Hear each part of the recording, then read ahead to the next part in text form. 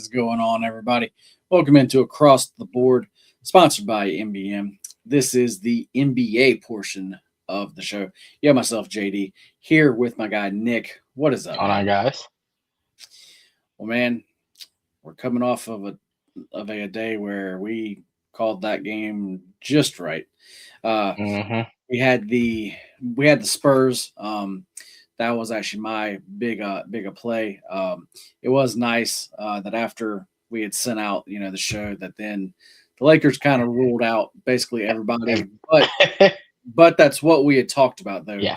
was actually because they had the Mavs next and they were coming off the back to back, and it just seemed like they were going to look ahead towards that Mav spot. hmm Um, so as far as spots go, that one was one of Yeah. that, like just one of the clearest ones like I've like seen in actually quite some time. But then I believe you had a prop that also Yeah. eased it. That was might have been one of the easiest props. That's like that feeling was like you ever take a over in baseball and they cash in the first inning? That's what Right. that one felt like. Like you have to worry about it. Wemby had one of the best games he's had in a little bit. Like he likes to do against the Lakers. I guess who doesn't like to?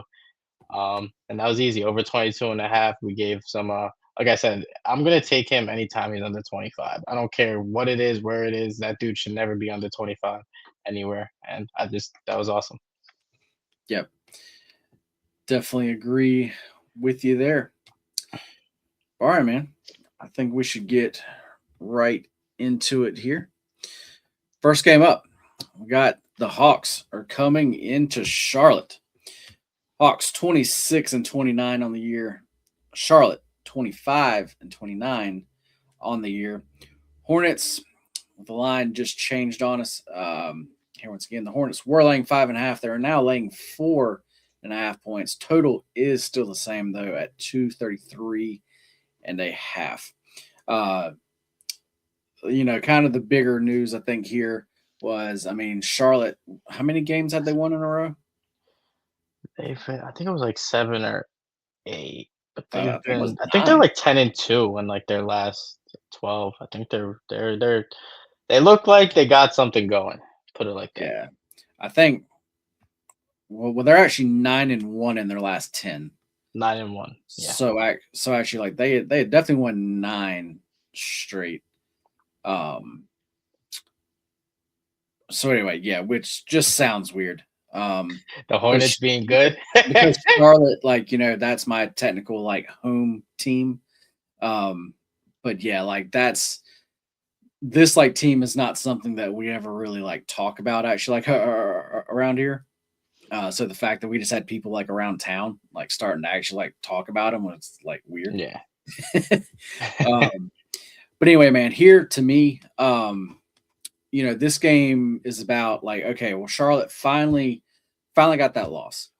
So now is it one of those Yeah. spots where okay, they kind of pick back up right actually where they left off, or when some teams are on that streak and then they lose, they tend to lose those next 2 to 3 games.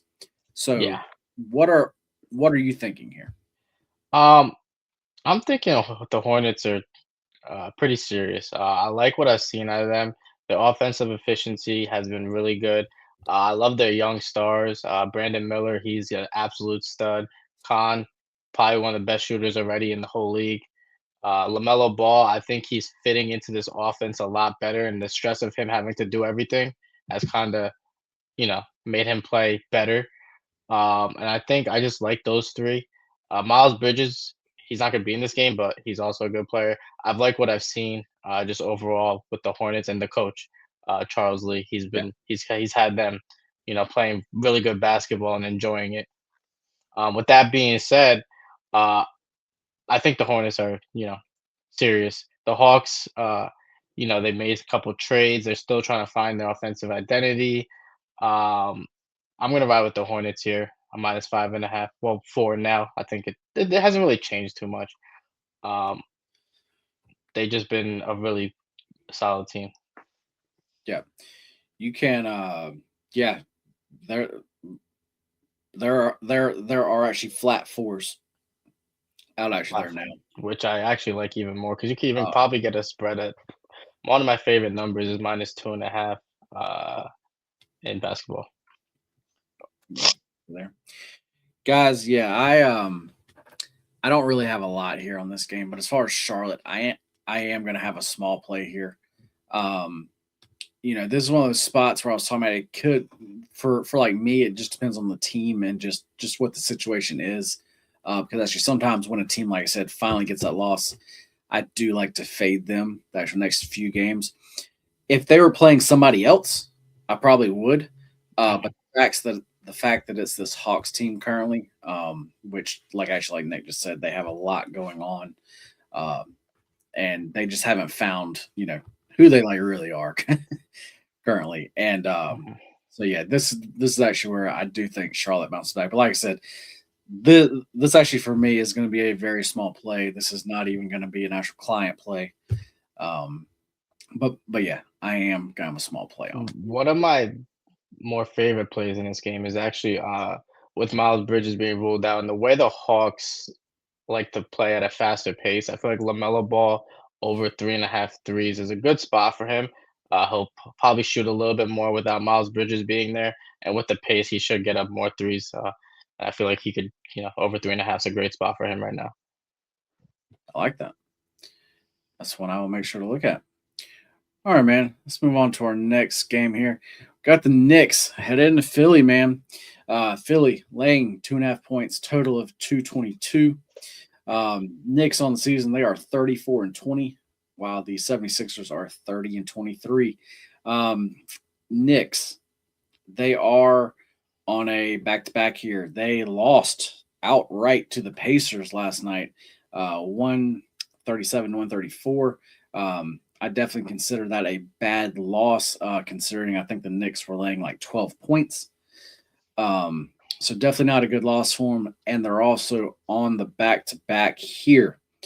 So, what are you thinking as far as this game?